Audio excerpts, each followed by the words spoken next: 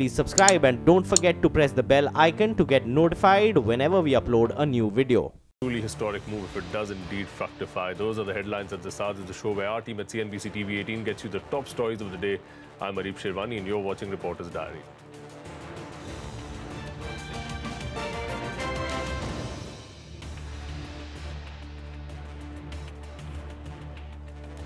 And the top story this evening, the Supreme Court in a landmark judgment today has allowed passive euthanasia in the country.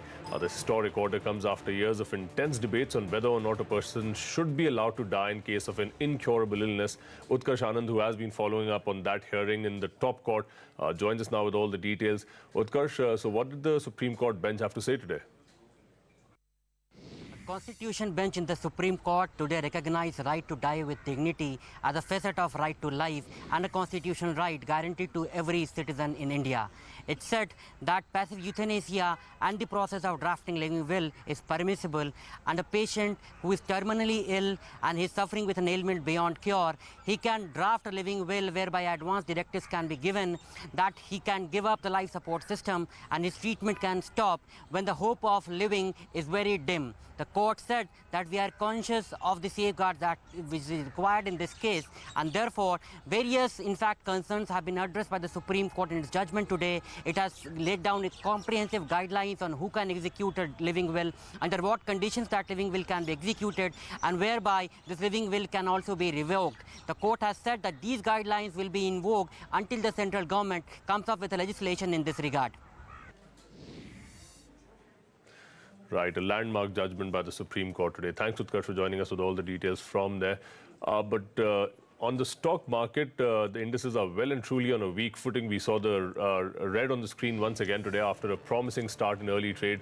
And bears took control in the last hour to erase all the gains on the Sensex as well as the Nifty, both indices ending with marginal losses. And this being the 7th time in the last 8 sessions, we are seeing markets end with losses. Anuj Singhal is here with the wrap of the day's trading action.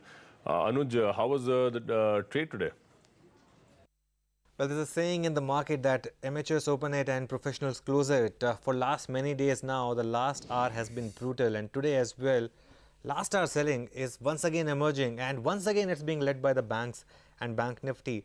IT stocks and select NBFCs, especially the larger ones, sort of kept the Nifty and Sensex in the game, and they were not down as much as the mid-cap index and the Bank Nifty. Of course, metals were down as well because of what was happening in China, which was quite interesting. So Tata Steel, Vedanta, Hindalco, all of them ended at the low point.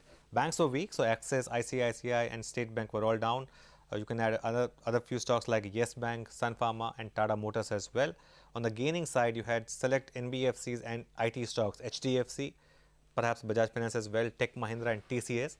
In the F&O space, large losers today, Relcom, Adani Enterprises, SAIL, Canara Bank, IDBI Bank and Balrampur Chini, and some outliers, some stocks bucking the trend, Page Industries, Ashok Leyland and Central Bank of India. But all in all, the bears are in control of this market. There was just a one-day pullback and looks like that's been sold into. Right, thanks Anuj for joining us with all the action from the day's trade. But the latest regarding the State Bank of India's concerns over exposure to the power sector. Now, days after the Power Minister told CNBC TV18 that the State Bank of India is worried about its exposure to Adani Power and Tata Power's Mundra projects. There's clarity coming in today from SBI Chairman Rajneesh Kumar. Speaking to CNBC TV18, Rajneesh Kumar said that the concerns are not just SBI's, but all the lenders to these power plants. He highlighted the lack of long-term power purchase agreements as a problem. It is not SBI.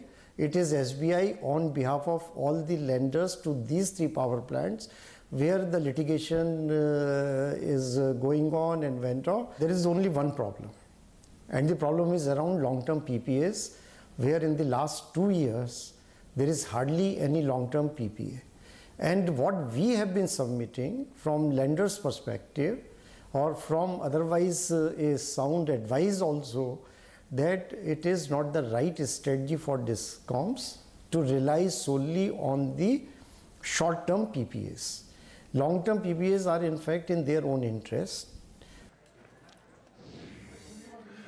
Let's shift focus now to the big global headline. The US president has followed through on his pledge to impose stiff tariffs on imported steel and aluminum, ignoring warnings from the country's major trade partners, including the European Union. Trump has signed the order to levy a 25% duty on steel imports and 10% on aluminum. Here's a report by NBC's Kristen Walker. After days of confusion, today, President Trump made his new tariff plan official. Flanked by steel and aluminum workers, he says the plan will help. A strong steel and aluminum industry are vital to our national security, absolutely vital. Steel is steel. You don't have steel, you don't have a country. The president says tariffs, which are taxes on imports, are necessary to counter cheap goods from countries like China. The plan will impose 25% tariffs on steel and 10% on aluminum. Canada, the biggest supplier of steel and aluminum to the U.S., and Mexico will be exempt as those countries renegotiate NAFTA with the United States. Mr. Trump indicating other countries could also be spared, but stressing American workers come first. The workers who poured their souls into building this great nation were betrayed, but that betrayal is now over. I'm delivering on a promise I made during the campaign, and I've been making it for a good part of my life. But tonight, opposition from many top Republicans who warn it could spark a trade war. I'm just not a fan of broad-based, across-the-board tariffs. You'll have a lot of collateral damage, not just consumers, but businesses. And the tariff plan has also split the White House. While proponents celebrated today, top economic advisor Gary Cohn resigned over the issue. Today, the president singling him out during his final cabinet meeting. He's going to go out and make another couple of $100 million, and then he's going to maybe come back. He might come back, right? We'll be here. Absolutely. The plan set to take effect in 15 days. Kristen Welker, NBC News, the White House. Right, and 17 countries, including India, have raised their concerns at the World Trade Organization on Donald Trump's tariff decision. The protesting countries contend that the U.S. is raising tariffs beyond its WTO commitments. Meanwhile, a voice of support coming in from India as well for that move. Steel tycoon Sajjan Jindal has called on the government to take a cue from Donald Trump and impose tariffs to safeguard the domestic industry. In a series of tweets, JSW Steel's Sajjan Jindal said, and I quote, "Steel industry is a very strategically important industry for every developing nation. What Donald Trump has done in the U.S. is an important and positive step towards safeguarding this industry." He goes on to say, and I quote again, "I'm saying this not just for the steel industry, but for all the sectors. We have to safeguard domestic manufacturers, come what may. POTUS-like decisions are required, irrespective of what the vote bank demands. A bigger national picture is important," end quote. Now, during his budget speech earlier this year, Finance Minister Arun Jaitley had announced that farmers producing kharif crops would be entitled to a minimum support price, which is at least 50% higher than their cost of production. Now, today, the government think tank Niti Aayog met representatives from various state governments for the first time to discuss the new minimum support price mechanism. Ashpreet Sethi was tracking that meeting, and she joins us now. Ashpreet, what have the states proposed now? Well, while it was the first meeting that the Niti Aayog held with states as far as the whole MSP issue is concerned, this is definitely not the last. We pick up from sources another meeting will be held soon. Now, the discussions were mostly around, as we pick up from sources, is that the formula, whichever is devised, should not hurt the revenue and the growth of the states. The second, of course, being that states have asked for help or capital from centre as far as compensation to farmers is concerned, which is to the tune of 50%. Now, what we pick up from sources is that states have been telling Niti Aayog and even the Agriculture Ministry so far that they have brought about certain amendments as far as marketing of agriculture, the act is concerned. Those, some of them have already taken to the Assembly. Otherwise, they are saying that they will be taking it to the Cabinet to get adequate approval. But the biggest issue that was discussed is where will the fund come from, because the revenue should not be hurt as far as states are concerned. Now, this has to be taken into consideration, especially in light of farmers agitating in Maharashtra, Mumbai, and there will be a MSP Satyagraha which will be started from March 14th across different states, and even some farmer organizations have come forward and said the 2019 elections will be affected if the BJP government does not live by or stand by their MSP promise. Right, Ashpreet, thanks for joining us with all the details from there. Now, demonetization was a huge blow to the e-commerce space, but things are looking up now. That's the word coming in from Lord Wahid Ali, Executive Chairman of Coovs, an online shopping portal for apparel. Speaking to CNBC TV18's Ashpreet Sethi, he also said that the company is looking to raise around £23 million this year. Listen in. 2016, we saw demonetization, which was a huge setback for the Indian economy, but e-commerce in particular. There was just simply no spend. What is encouraging now is we are beginning to see growth return, and it's returning hugely, and it's returning to the e-commerce space. So that's the first positive signs that things are beginning to happen. So we've raised a lot of money, but there's a long way still to go. And India is a complex market. The big challenge is marketing and content. So in order to sell fashion, in order to sell clothes that young people want to buy, both boys and girls, men and women, you have to produce content that they love. And that's our big investment in the clothes, in the content and in the marketing. The three bits of the journey that are left. If you press me, I've seen some reports that say we're looking for about 50 million. I think that would be the region that we're looking at. Probably we would want something like 22, 23 million this year to help us in that expansion. But that kind of figure would be where we're aiming. Right, then moving on to demonetization, since we are talking about funding, funding had dried up post demonetization.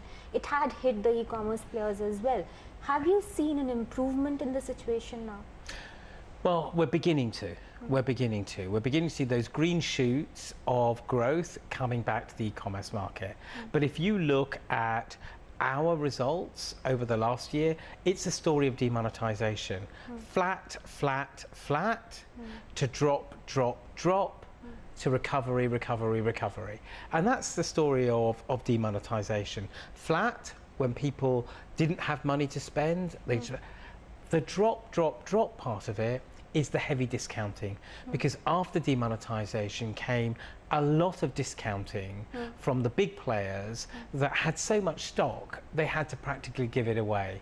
Now all of that's gone out of the market and we're returning to growth. Right, so 23 to 25 million pounds in funding is what Coovs is looking at. But back to news at home, still no relief in sight for Karthi Chidambaram in the INX media case. The special court has extended his police custody by another 3 days. Ashmit is here with all the details. Ashmit, what transpired in court today? Well, it's been a bit of a mixed day as far as Karthi Chidambaram is concerned. First relief coming in from the Delhi High Court, and then here at the CBI court getting a bit of a setback. Let's take you first through the setback at first. The CBI made a very clear application that they're eligible to ask for 15 days of police custody. So far, they've exhausted 9 days. The court had earlier granted 9 days. As of this afternoon, they asked for 6 more days. Now, what we understand is that the CBI argued that they have a fresh piece of evidence. They want to have custodial interrogation of Karthi Chidambaram, that the 9-day duration hasn't been enough, that they want Karthi Chidambaram to face off with the other parties and the other accused in this case. That's his chartered accountant, as well as Indrani Mukherjee. Her statement, of course, is vital to the investigations. So they want a confrontation, essentially, and that's what they were gunning for. The CBI court, for now, appears to have sided with the CBI, has given a 3-day extension to police custody. So the weekend, Karthi Chidambaram will be spending the weekend with the CBI in custodial interrogation. That's part one. The second part, which is equally important, is that earlier today, Delhi High Court has granted interim relief to Karthi Chidambaram, and this time it is with respect to the Enforcement Directorate, not the CBI, the ED. Now, what's critical here is that the Delhi High Court earlier today has barred the ED from arresting or taking any coercive action against Karthi Chidambaram up until the further hearing. The next hearing is slated for March of 20th. That's as far as the ED case is concerned. So clearly a mixed bag today, but for now, Karthi will be spending the weekend with the CBI in custodial interrogation. Now, the GST Council may finalize a simpler return filing process when they meet for the 26th time tomorrow. But that's not the only item on their agenda. We learned that the GST Council, which is the top decision-making body under the new indirect tax regime, may also notify a rollout date for the e-way bill. Timsy Jaipuria joins us now. Timsy, so what do we watch out for? Well, most importantly to watch out for will be the new simplified version of the return filing form. What we learned from sources that the Council is likely to adopt broad principles to help and design the new simplified return form to give ease to the taxpayers. Also, since the design is not yet final, the Council is likely to extend the deadline of GSTR 3B by a minimum of 3 months and a maximum of 6 months to try and give breather and space for the new form to get designed, to be put out on the portal, and yes, for the trial run as well. Apart from that, the Council is also likely to notify the date of nationwide rollout of interstate e-way bill from April 1st. The GOM on 24th February had already given a go-ahead to this. Apart from this, government is also likely to discuss to get extra neutral alcohol under the ambit of GST. Remember, this will be the first step to start taxing alcohol under the GST regime. Now, states are already having a lot of reservations, and we need to see what exactly gets decided. Apart from that, if time permits, the Council is also likely to discuss certain changes in the procedures of anti-profiteering measure, and also to take the discussions further on getting real estate, natural gas and ATF under the ambit of GST. So it's a packed schedule, but yes, most important to watch out for will be a simplified return form. How soon will it be a reality? Back to you. Right, so lots on the GST Council's plate. Thank you, Timsy, for joining us with all the details from there. In fact, we're going to be tracking that meeting tomorrow, and we'll bring you up to speed with all the developments that emerged from the GST Council meeting. But moving on to the big global news, US President Donald Trump will meet his North Korean counterpart Kim Jong-un by May this year, and this could make Trump the first ever sitting US president to meet a North Korean leader. CNBC's Jeff Cutmore gets us all the details. Jeff. Donald Trump says he will do something no sitting American president has ever done, meet with a North Korean leader. In a tweet, Trump said he is planning a meeting with Kim Jong-un on denuclearization. He also praised recent talks between Kim and South Korean officials. But the administration is firm that sanctions will be in place until an agreement is reached. The news came as South Korea's National Security Office head Chung Yu-yong and other officials met White House counterparts to talk about their meetings with Kim. Chung spoke at the White House after meeting with the administration. He expressed his eagerness to meet President Trump as soon as possible. President Trump appreciated the briefing and said he would meet Kim Jong-un by May to achieve permanent denuclearization. The developments at the White House came after the two Koreas sought better relations in the build-up to the Winter Olympics in Pyeongchang. However, many questions remain over what relationship Trump and Kim will have. They have both traded barbs since Trump won the presidency. Kim has described Trump as a dotard, and in reference to the US, and the president said that a frightened dog barks louder. He has also threatened the states, saying it is within range of North Korea's recently developed weapons. For his part, Trump has referred to Kim as Rocket Man. He has also threatened to meet any action from Pyongyang with, quote, fire and fury, the likes of which the world has never seen before. However, in recent days, he said that progress was being made, and last night he tweeted that a meeting is being planned. And with that, it's a wrap on this edition of Reporter's Diary. Commodities Champion coming up next, where we take you through the rough ride that metals have had